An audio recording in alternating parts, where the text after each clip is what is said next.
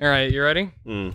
for a fucking episode Mm-hmm. of a goddamn fucking podcast? You son of a bitch.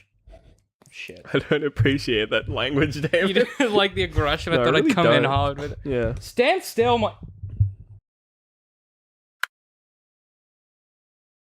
Hey guys, welcome back to the Arthritis Podcast, official podcast of digital and creative media works, where each week we take something from pop culture and try to break it down to better understand it. My name is David. My name is Ben. This week, Ben, we're continuing. Excuse me. I'll thank you not to burp at me.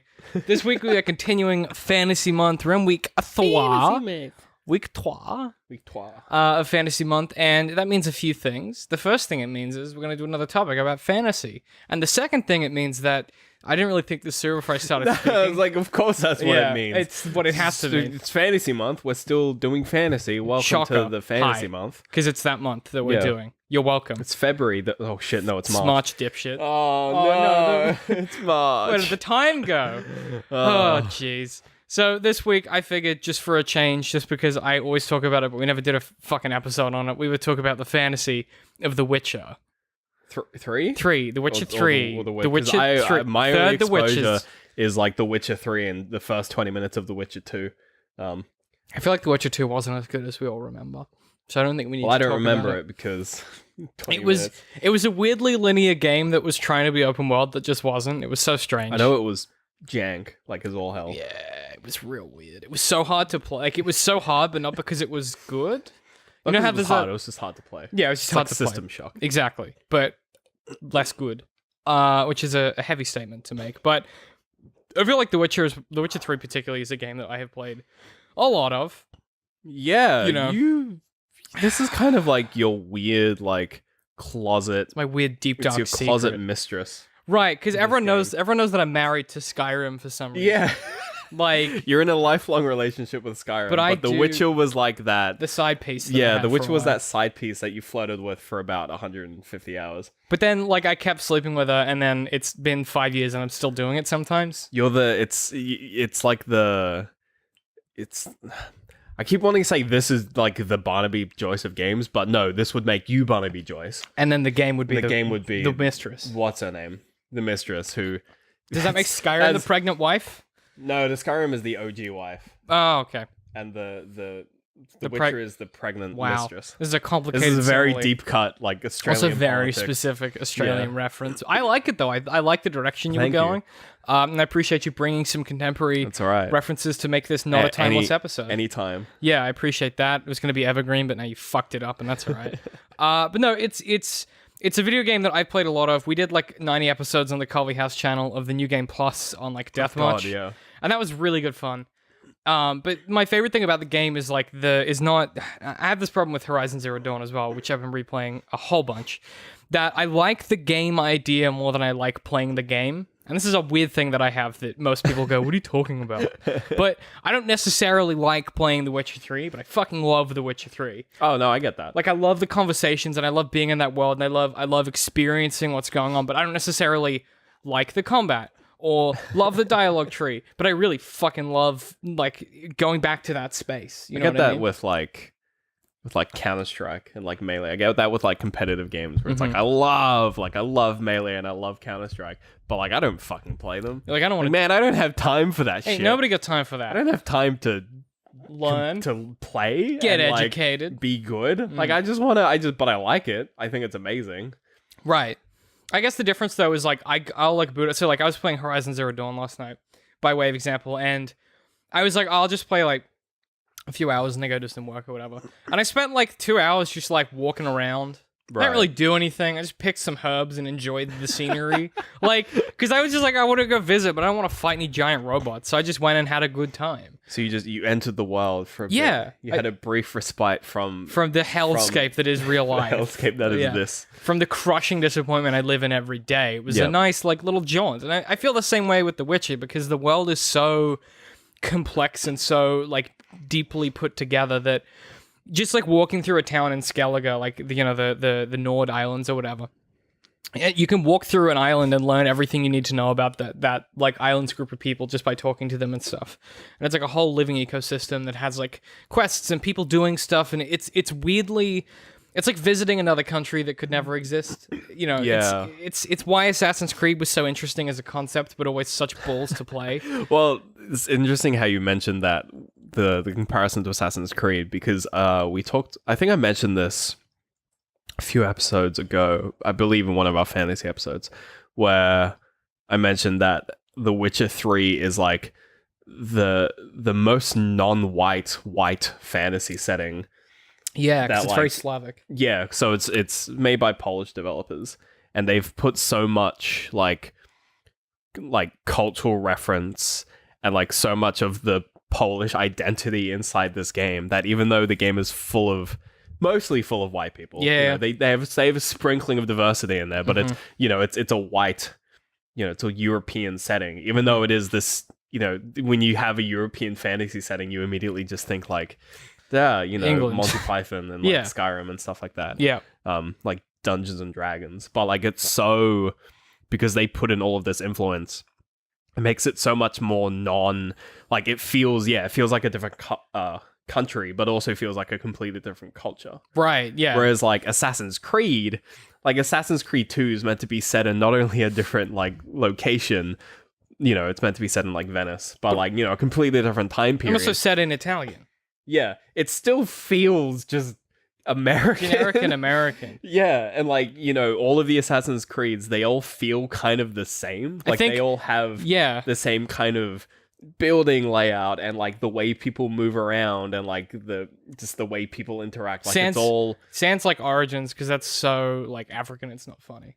Oh yeah, no, Like, that was what Origins they really... Origins is different. Like that's a 'Cause- whole, that's like here. That's Yeah. somewhere else. But like yeah. if you look Oh, at the like franchise as a whole. Assassin's Creed 1 and 2, which are meant to be Totally like, different places. completely different like time periods and places. You're going from the Crusades to the Renaissance, which is a good 500 years. Like Mm-hmm. that's not just like a hop, skip, and a jump. That's 500 fucking It's a years. long time. It's a long time. And it's the kind of thing where like with The Witcher, yeah, they're able to get away with throwing in a bit of magic and a bit of monsters, but it's These not just anachronisms, like yeah. it's not the kind of magic you expect. It's not just like fireball, lightning bolt, fucking magic missile. Yeah. It's this weird like sort of like Futurism witch, thing. or like, and there's like it's got like a bit of like boil, like bubble boil and fucking whatever. Fucking with a little whatever, bit man. Of, a little bit of like runic magic. It's really weird. A little bit of like just straight.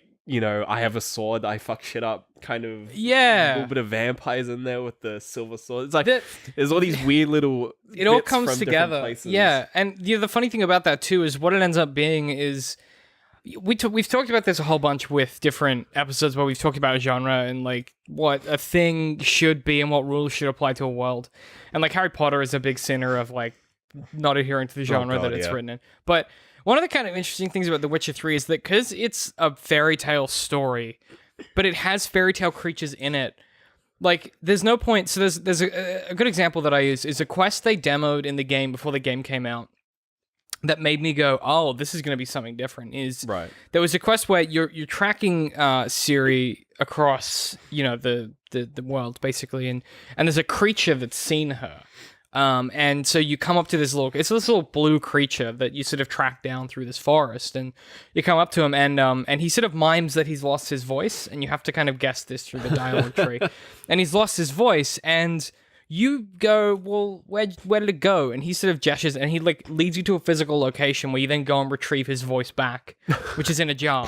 What? But like at no point during the gameplay do you think that's a weird thing to happen in this world, because it's The Witcher, Yeah. and there's monsters that come out of the ground and corpses in water become drowners, and like it's just this world of magic that doesn't adhere to like a set of like character spell sheet level type rules. Like Yeah. no one goes, oh well, Geralt can't cast Igni again because he's out of 3rd level spells today. Like it's not that kind of world. You know what I mean? Yeah, it's not like Divinity Original Sin, which is Yeah. basically just like D&D. It's just math. made. Yeah, it's math. Yeah, it's more like Lord of the Rings, where it's like no one goes, well, Gandalf can't cast prismatic spray. He's not a level 3 sorcerer. Like no one is saying that. They're like, well, Gandalf did a spell because he's a wizard.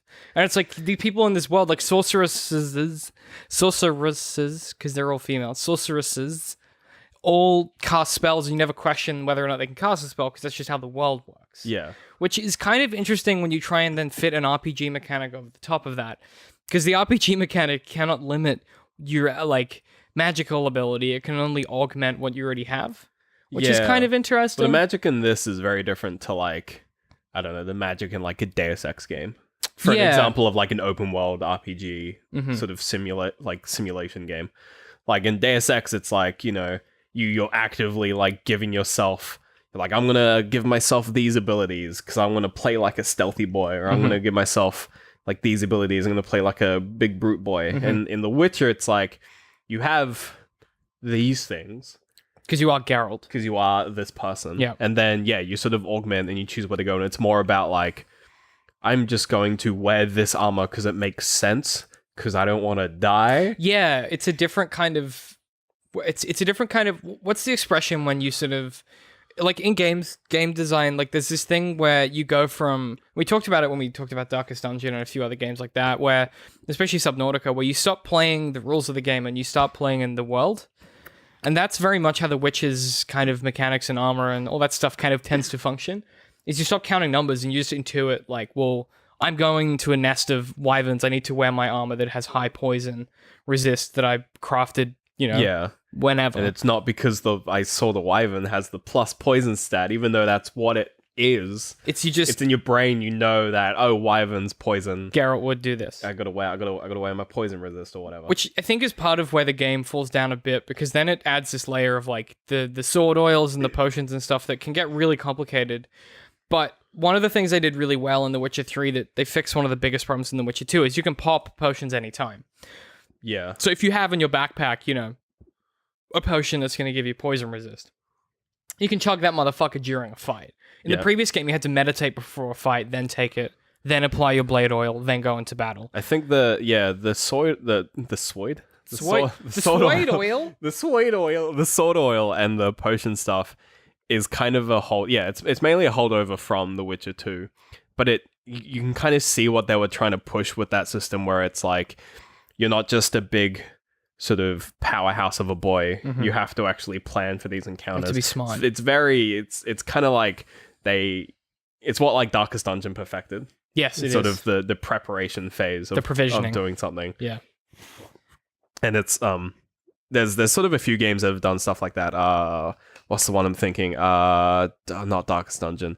It's some Dragon's Dogma. There's so Yes. many Double D games. Just out a there. lot of that, Ridiculous. Yeah, Dragon's Dogma is similar, where it's like it's in that game. It's more about like if you don't prepare before you go out, you'll get fucked up. Uh-huh. So like you actively spend a lot of time preparing. Yep. That game has problems, but it's that kind of, and yeah, the weird thing where they let you kind of chug potions mid fight, like that makes sense from just like a quality of life perspective. Yeah. Whereas it's like, oh, we'll let you, if you kind of forget to prepare for a fight or you You get can- like ambushed, you can chug a potion, but Uh-huh. like you can't oil your sword mid fight. Like Yeah, that's which makes sense. you can't do that. But That's kinda even from dumb. like a world perspective, Geralt couldn't do that in the middle of a fight. no, he could chug a potion. He could kind of like run behind. Yeah, but he rock can't. and- He can't sit down and apply oil to a sword. No. Which makes sense. Like when you think about it, and that's one of the things that I think is really cool, and that's why I wanted to talk about like that intersectionality of like the world building plus your intentions, so you stop playing the mechanics, is because all of the rules for your magic and weapons and stuff make sense in the world building.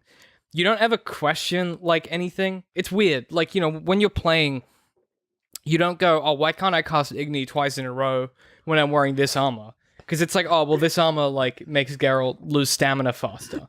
So that makes total sense because he'd be too tired to do it again. Yeah. You don't know how Geralt casts spells. Like, it's not that the game never says, well, the way that witches cast spells is by exerting physical calories. That's the implication, but they never say that. So instead of them telling you that, you intuit that from the way that the game limits your abilities to do stuff based on the context. Yeah. So instead of what you normally get in a game with world building, which is like a cutscene where someone will say, hey, so like Halo was a good example, where someone's like, Chief, listen, the rings do this. The Halo rings do this. We got to stop them for this reason. You go, cool, sounds good. You're like, sweet, cool, give me my gun. Give me my gun and my katana. Whereas, The Witcher is a series that goes, hey man, you kill monsters for a living. Could you track down this girl, please? And you're like, how? And What? it goes, I don't fucking know. Fucking Work it figure out, it out for dipshit. yourself. What are you looking at me for? Welcome Go to look. video games. Yeah, and they do this fun thing though where they have, and this again like speaks to the level of like kind of world building that they've done with it, is when you're going through that, they have Dandelion, the bard, write all of your journal entries, so they're extra helpful and also very like embellished. So in a normal game, you go to your quest journal thing, and it's like it's like side quest, go to Blackroot and talk to Civ, and you're like, it's very okay, cool. utilitarian. Whereas the Witcher's one is like you have to actually read it, so it's like. And on that day, Geralt was much perturbed to discover that Yennefer had left early. He was most hastened, so he went henceforth on the search for Whiterun. And, like, it's this... You have to engage with it to understand what the fuck it's telling you to do. Yeah. And that's kind of really fucking cool. And if you turn off the minimap, because you should, because it's a good game, Oh, yeah, absolutely. then... What you end up doing is, like, you engage with the stories that are being told about Geralt that you're making him do. So it feels more like you're not Geralt, but you're someone telling a story about Geralt, which is kind of fucking cool. And there's, like, all these layers to the way that they do that world building that... I don't know, as far as, like, a fantasy game is concerned, I think it's something that a lot of titles could learn from. Like, particularly, we talked about Horizon last month, and Horizon is a game that I am currently obsessed with for reasons that I don't want to go into. But its biggest failure is that it really struggles sometimes to trust the audience to get what's happening. Yeah. So every now and then, you'll go through a sequence where the game 100% trusts you, and it's like, I don't need to explain anything. You're going to get all this, no worries. And then you'll get to a section where it's like, whoa, whoa, whoa. Let me explain some shit real quick. Stop. Let me tell you. His cutscene, let me tell you. And you're like, oh, I thought we were doing the cool thing. The bad guys are red now, so you know they're bad. Oh, I thought okay. Like, and it's this weird thing where I get disappointed in the game developer. I'm like, oh, you guys had to publish for Sony, huh? Like, you kind of get, you're like, oh, they made you explain that one, huh? Need a bunch of shit playtesters. Yeah. Okay. Like, because I could tell that there was moments where there's some really beautiful moments in that game. And I'm like, wow, that was really, like superbly done and really subtle. And then you get to a section, and then, like, 10 minutes later, it's like, let me tell you what happened. And you're like, no, I was there. I just played it. And I feel like The Witcher does a much better job of... The only time that something gets explained is when Geralt doesn't know. And he'll be like, I need you to... I don't know what's going on. Because he's not this font of infinite wisdom. And usually it's through the player, like, wanting to know. Through a dialogue tree option. You could go and kill the griffin. Like, the first quest you get in the game is to kill the griffin. You can just go and do that. You don't need to do any of the prep if you don't want to. Yeah. But if you want to find out everything there is to know about griffins and White Orchid, you can do that as well. And that's a cool, like... We talk a lot about, like, player choice, or everyone's fucking talking. We're not talking about it because we're not idiots. Like, but, like, that's people are like, oh, you know, people heralded Fallout 3 having great player choice. And The Witcher's never advertised itself as having great player choice. You play as Geralt, but it's a really good RPG because they do one thing really well, and that's you're Geralt. Yeah, it's not player choice in the sense that the player has a lot of choice. It's player choice in the sense that you play as Geralt, and he has choices. He has choices to make, and you have to make them for him. And that's like, yeah, that's a totally different kind of game, almost. Like, it's there, but they're all RPGs, but, like, that's why... What's the difference between, like, something like Fallout, which is like, do whatever you want. You're the hero. You're the boy. Do whatever you want. Choose your own adventure. Be a hero or murder everyone. Those are your two options. Yeah, and The Witcher, which is like, you're Geralt. Fucking deal with it, which is fine because which is great because that's also Geralt's attitude to being Geralt. He's like, "Fuck, I'm Geralt. I have to deal with this shit." Like we talked about that when we last spoke about The Witcher. I think it was during our Horizon episode, but like the way that they tack on the side quests and the monster hunting and stuff, it's all Geralt being like, "I don't really want to do this, but I kind of have to because I need to buy weapons. I need to buy swords." And people are like, I've got I got a minor problem. Can you fucking tend to my field? Because can you fetch my boxes from my broken cart? Yeah, because you're a Witcher, and he's like, fucking fine. Right. Jeez, whatever. Sure, I guess, because I need money to buy that armor, which incidentally is what the player is thinking. So it's weird that they've managed to craft this game where you don't have... There's not that dissonance where there normally is, where it's like, if you're playing a game like... yeah. You know what I mean? Like, the dissonance your character's just like, I have to redeem my father. Right. And you're just like, I just want money to buy some sick to buy armor, a sick-ass sword. Yeah. And Geralt's like, I just need some money to buy a sick-ass sword. And you're like, yeah, I'm totally with you. And that makes him so much more relatable. And it's only when you're sort of on that main quest where, like, Geralt is like, I need to find Ciri. And you're like, yeah. Yep. Because I got threatened by the king. I've already done all of the dumb I did all side the other questing stuff to get all the money for the armor that I wanted. Impossible that you've done them all, but I see a point. There are so many fucking side quests in that game. That's one of those games where you go into one town and you talk to 3 people and you're like, why do I have 10 quests now? That shit scares me. There was a 'Cause point. you have to just not do some of them. But no, I don't want to not do some of them. Yeah, it doesn't scratch that OCD tick that I have where I'm like, I need to finish them all. Yeah. But I've given up on Horizon side quests. I'm like, I'll just do them if they're in front of me, but I'm not coming back. Because like every time I get to a new place, I'm like, oh, fuck, there's so Fucking side many. quest.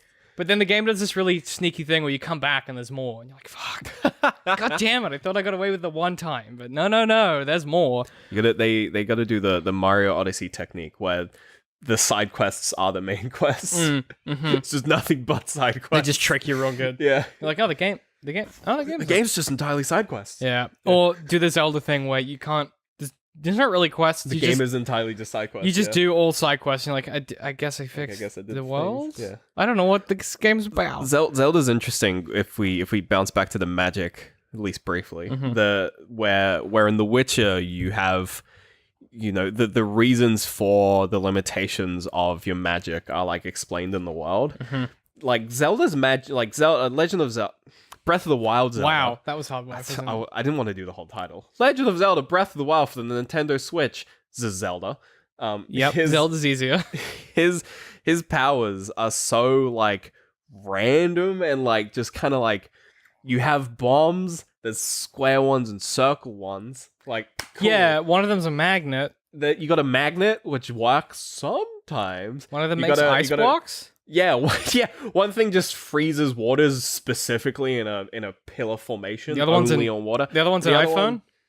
Well, yeah, one of them's an iPhone one camera. of them just lets you freeze things and hit them a bunch, and it's like there's some interplay between like some of them, like stasis and bomb, like kind of that's like really the only interplay. Yeah, but they sort of like, and they have these powers. You're like, that's what your thing can do. Like my first reaction when I was playing Breath of the Wild was like, are there like other powers that I unlock and I like switch them in and out and I gotta like make like a loadout of my powers? And it's like, no, this is a Nintendo this is game. Nintendo, bitch. Get the fuck out of here. Get out of here, if you bitch. want that shit, go to bloody Fallout. Go Take to a selfie, Skyrim. bitch. Yeah. Yeah. It's like kind of, it's similar in The Witcher in some sense where it's like, you can't swap out Igni for summoning illusions to fight by your side. It's Right. just like, no, you have the fire spell. Yeah, you're Geralt. This thing burns. You're a things. Witcher. You have the same Witcher spells that every Witcher Yeah, has. it's like that's all you get. That's It's what like, you got. but I wanna do this. Like, no. You want to do this. Hey, listen. It's like this thing that gives you a shield. You better get used to it. Yeah, better get really good with it. What, Quen? Quen? Yeah. You better enjoy fucking Quen. What's interesting though is later in the game, what you can do is modify the like different ways that you can use those spells. You can sort of augment them. Yeah. Yeah. So like the Igni, which is like a blast of fire, you can turn into a flamethrower. Yeah. Right. Or the shield, you normally trigger it, and then it's like you have a limited number of hits before it It's like a disappears. skin. Yeah. But then later on, you can have it as an active shield that you can have on. When you turn it off, it does like damage or whatever. It's like a pew. Or the force blast. You can have it later on where if you then force blast in an area around your feet. Like you can't change the spells because you have the same spells as everyone else, but you can teach Geralt to use them differently, and that's kind of a different like. It's the same thing as like in The Witcher, you can use a sword or you can use an axe, but Yeah. there's no reason to use an axe when the swords are as good as they are. So there's some spells that are like that where you go, why would I use the alternate form when the vanilla one's so much better? Or why would I use the vanilla? Choice. Yeah, and it's like, that's your choice because you get to decide how you want to be Geralt. But and I think that's why from like a fantasy perspective, and again, like it's one of the biggest things that Skyrim and Bethesda keep lying about, but I'm fine with it because I really like the games. But like, they don't have choice. What they have is like sandbox. It's they have like a smorgasbord of just like Yeah. little tiny rolls of sushi. They have I a don't know if sushi comes in smorgasbords, but it's like they brought in a sushi they have platter. a giant antipasto platter. There's like a sushi platter of like hundreds of flavors, but there's only one of each. Don't tell me it's a fucking meal though. That's what I'm saying. Like Right. The Witcher is a 3-course meal. The Witcher is like a good 3-course meal where there's like a good steak and a good salad. Right. Whereas like Skyrim is like a 24-meter antipasto platter. Yeah. Like it's all tiny little snippets of little bits of food, and a little bit of Yeah. salami here, a little olive here. And it's like Little you could pickle here. you could specialize in the cold cuts, or you can specialize in the pickles, but you can't you can't really do all of it. But here's the thing: and it's all kind of average. Yeah, it's all fine, and you have a bit every day, but you're never full that day, so you got to go and do something else. And eventually, over the course of a year, you'll have eaten all the stuff on the smorgasbord, but at no point did you feel immediately satisfied. Yeah, and no point was like, this one specific thing was really good. Right. It was just like, oh, there's something new. Oh, there's something else new. Yeah, whereas The Witcher is like a 3-course meal that's for 8 people, but you have to eat it yourself. Where, like, you start with the entree, and you're like, that was a great dinner, and they go, nah, dog, that was the soup. And you're like, what the fuck are you talking? And they go, yeah, there's more. And you go, cool, I'm done. Yeah. I've had all of the entrees. They go, nah, dog, those were just the entrees. You're like, what? And it just keeps going. And then you're like, how do I do this? Skyrim is a Chinese restaurant where you go in and the menu is 12 pages. And like, there's like, they're numbered because there's so many. And Because none of them are very good. You're up to like number like 175. Yeah. And like The Witcher 3 is like a fairly nice restaurant. You go and there's 5 items on the menu. Yeah. And they're all fucking spectacular. And and you get so full that you can't eat for a day. Yeah, that's exactly the difference. And like both are good, but they're both for different kinds of things. Yeah, they both serve their purpose. And I think that to me is why when you tell something as specific as The Witcher, even though it is this incredibly big game with like these vast, intricate side quests that weave in and out of the main story and these different states of quests that change the way the game works and all of this crazy stuff. The reason it works is that it's focused. It's the story of Geralt of Rivia, and he's trying to find Ciri. And he's trying to find Yennefer because she'll help him find Ciri. And then from there, you do whatever the fuck you want. Yeah. But because it's one thing, it works really well. And that was the strength of The Witcher 2, that they were able to extrapolate from the dodgy game they built around it and build something really like The Witcher 3 is a video game that has no right to exist or be as good as it is. CD Projekt Red is a fucking indie studio. There is no reason or like no one would have in a million years been like, he has a Polish company and they're going to build one of the best RPGs of all time. You know the reason? Government grants. Government grants. It's almost like art. Funding is important. It's important. You It's almost dipshits. fucking. But Australia is currently going through the bit of a kerfuffle with that at the moment. Fine. They've just taken all my money. Don't worry about it. No, I don't know. It just it's testament that if you have a great vision and you know what you're doing and you understand the way that fantasy works and you're trying to build something that's like a fantasy premise, the more focused you are, the better. Yeah. And as much as I love Skyrim and like I do, but when I think of stories that I'm never gonna like be able to walk away from, it's The Witcher is one of them. Like every time I think about it, I'm like that game changed the way that I play games. It's the same thing with like your Dark Souls or your Bloodborne or games like that change, like Zelda Breath of the Wild, that change the way that you perceive video games and what a video game can achieve. And it's fucking wild to me that was an indie studio in fucking Poland. Like, that's incredible. And they've done such a unique, incredible job at making a game. And I cannot wait to see what they do next. I'm very excited for them to ruin sci-fi with Cyberpunk 2077. Excited. I think they might be a bit shitty because I think they were going to do, like, Horizon Zero Dawn.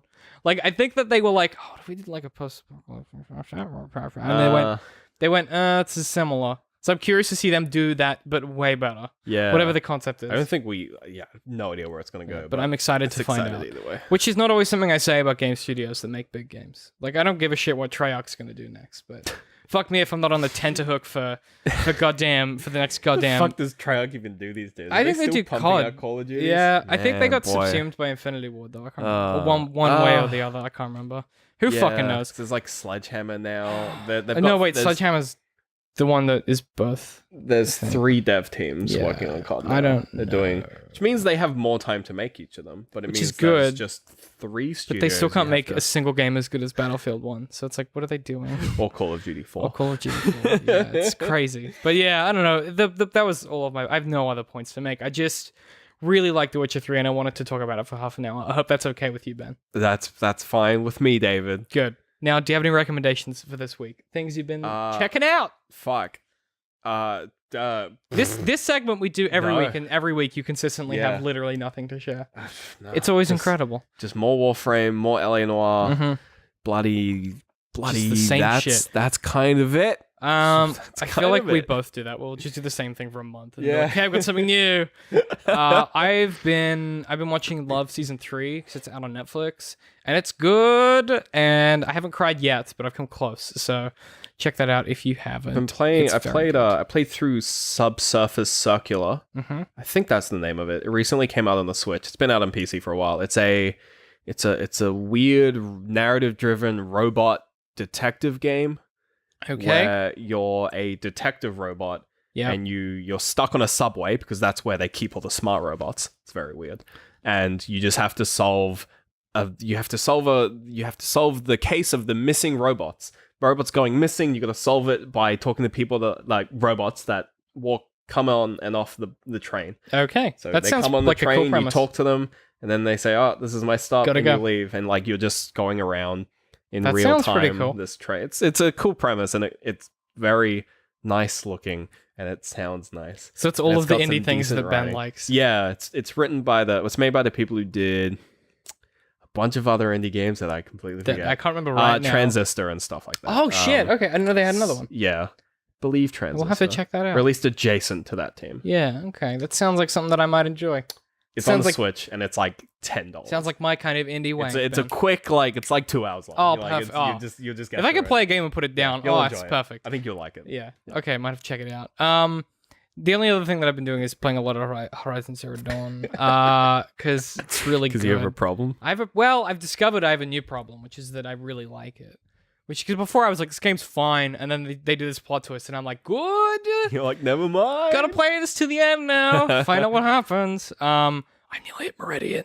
For those of you who have played, I've nearly hit Meridian. That's really exciting, and I'm curious to see what's that. But yeah, it's really cool and interesting, and it's just nice to play something refreshing with the female lead. So I'm enjoying it. But that's it. I feel like I've done nothing else this week because I've been getting sick all week, so I've had no energy.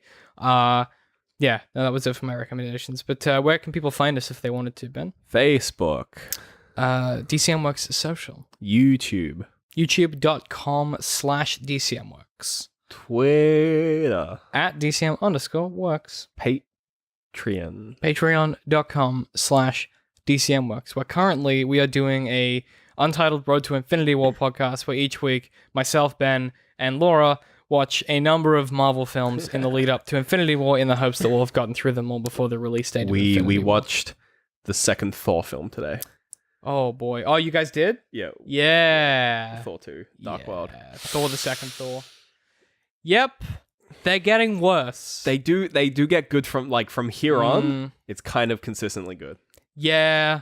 I just... Except for Avengers 2. If you want to see us, the only way. So we had some issues. Oh, also those of you on the Patreon, I posted a Patreon only video for this, but we were having issues uploading audio because the Chrome's new update has created a bunch of JavaScript errors with basically Whee! everyone's AWS integration. Awesome. So I just used Firefox because I'm an adult, but to upload the audio. But yeah, week 2 and 3 are up currently. Week 4 will go up sometime between Sunday and Monday this week if we get it recorded then. Keep your eyes out for that. It's kind of a wild ride, but if you subscribe for more than $3 a month, you get access to that ongoing podcast plus 20 plus episodes of our Patreon-only podcast, Open to Suggestion, and our Patreon-only audiobook series interface, where we go through a creepy series of anthology stories. Spooky story. And we learn about a history that's a bit different from our own that's real fucked up and weird. There's Nazis. Or is it different from our Well, own? don't do that. Come on, man. Come on, man. Don't do that to me, man. Is it just the exact timeline that we're currently on? It makes me so We're uncomfortable. on the Berenstein bad timeline. Yeah, I mean- Berenstein?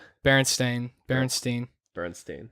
Berens- Close enough. One of those. Who Berens- knows? Bears. This could be the anomaly of the Fuck. of the other one. Good lord. I don't want to think about any of that too much. But yeah, check it out. It's really cool. And yeah, it helps us make more stuff. And you also get early access to different content. So currently, if you are subscribed to that, you'll get access to the next Star Wars video essay that I made, where I basically tear apart the prequels one by one. Oh, spicy. It's pretty rough. Yeah. So check that out. I get so mad. So check that out. And yeah, it helps support us. And wow, I'm at DCMI Hip Pie. No, I'm finishing the episode. I'm really tired, Ben. I'm at DCMI Pie. I'm at Little Citrus. We'll see you guys next week. I kind of panicked. I forgot what I I normally kind of is like watching you suffer sometimes. Sometimes, like, I'm so tired that my brain stops doing words. You get like faster and faster, and then you run into a wall. Well, That's it's like more what like, that's what it looks like. I like think of it as like I'm like driving a car through mud, and every now and then I just spin my wheels too quickly Every and now I get then stuck. It's just like you just like chugga chugga. And it's only until I slow down that the car starts going again. Yeah. It's exactly what's happening. The ABS brakes kick in, and the car's like makes that weird. It's ABS that, but just noise. my brain.